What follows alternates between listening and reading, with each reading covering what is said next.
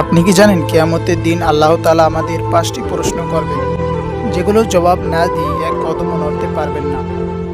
1 নম্বরে, জীবন কোথায় কাটালেন? সময় কোথায় ব্যয় করলেন?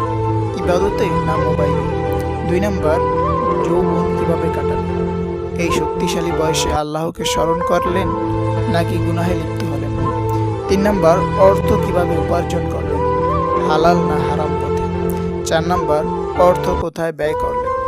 ফিজুল খরচে না সদকা জাকাতে? 5 নম্বর, শিক্ষা ও জ্ঞান কোন কাজে লাগালেন? ইসলাম শেখার পর তা অনুসরণ করলেন না শুধু মুখে বলেই ক্ষান্ত? ভাই ও বোনেরা, আমরা যদি এখনই নিজেদের ঠিক না করি, কাল কিয়ামতের দিন আফসোস করে কোনো লাভ হবে না। আজই ফিরে আসুন আল্লাহর পথে। ভিডিওটি ভালো লাগলে লাইক দিন, শেয়ার করুন এবং সাবস্ক্রাইব করে পাশে থাকুন।